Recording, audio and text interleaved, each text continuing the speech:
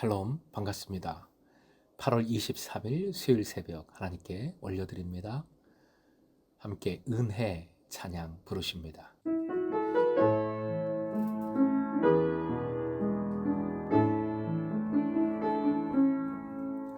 내가 누려왔던 모든 것들이, 내가 지나왔던 모든 시간이, 내가 걸어왔던 모든 순간이 당연한 것 아니라 은혜였어. 아침 해가 뜨고 저녁에 노을,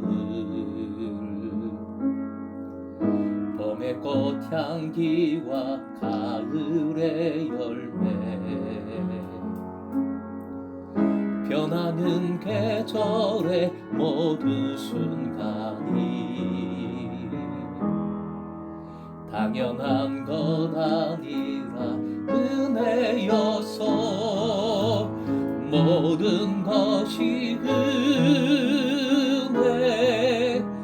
은혜, 은혜, 한없는 은혜. 내 삶에 당연한 것 하나도 없었던 것을 모든 것이 은혜, 은혜였어. 오늘 말씀은 레위기서 10장 12절에서 15절, 레위기서 10장 12절부터 15절까지입니다. 함께 읽겠습니다. 모세가 아론과 그 남은 아들 엘르아살에게와 이다멜에게 이르되, 여호와께 드린 화제물 중 소재에 남은 것은 지극히 거룩하니 너희는 그것을 취하여 누룩을 넣지 말고 제단 곁에서 먹되, 이는 여호와의 화제물 중 내 소득과 내 아들들의 소득인즉 너희는 그것을 거룩한 곳에서 먹으라. 내가 명령을 받았느니라. 흔든 가슴과 들어올린 뒷다리는 너와 내 자녀가 너와 함께 정결한 곳에서 먹을지니, 이는 이스라엘 자손의 화목제물 중에서 내 소득과 내 아들들의 소득으로 주신 것임이니라.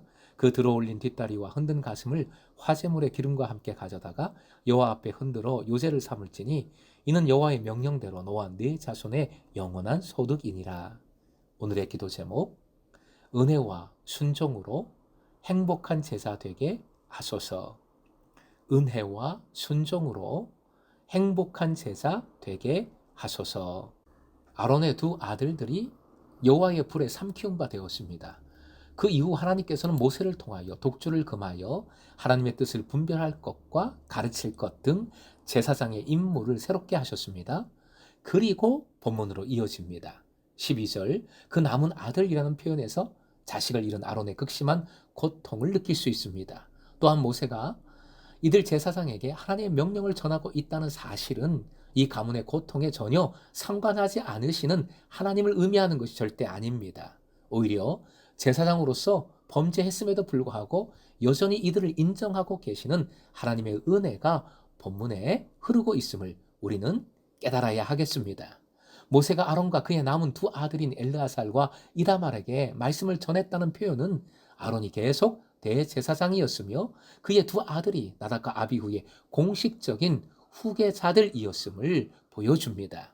우리는 이 말씀, 오늘 본문에서 두 가지 믿음을 붙들고 실천해야 합니다. 첫째, 은혜는 계속된다는 믿음입니다. 구약시대의 제사제도를 명하신 그 엄중함을 생각하면 위임되자마자 말씀에 불순종한 그 사실은 어마어마한 죄악이 아닐 수 없습니다. 회복될 수 없는 범죄입니다. 그럼에도 하나님께서는 아론과 그 아들들을 계속해서 들어 쓰십니다. 인정해 주십니다. 말씀하여 주십니다. 특별히 오늘 명령은 제사장의 몫에 관한 말씀입니다. 제사장들은 소제물 중 남은 것을 먹을 권리를 갖습니다. 또한 그들은 화목제물의 가슴과 오른 뒷다리의 부위를 먹을 수 있습니다.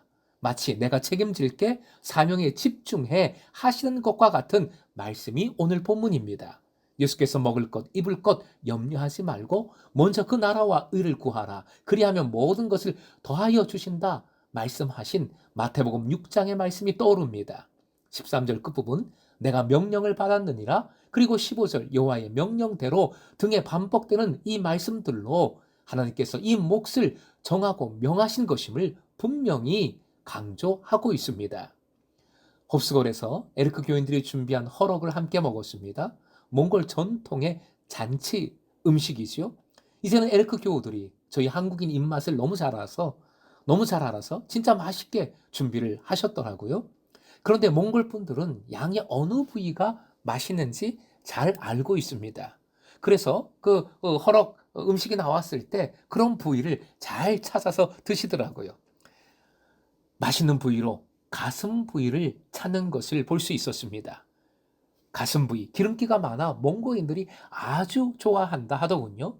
본문에 흔든 가슴은 요새로 드린 가슴 부위의 고기, 들어올린 뒷다리는 거제로 드린 오른쪽 뒷다리로서 당시 전부 귀중하고 맛있는 부위들이었습니다.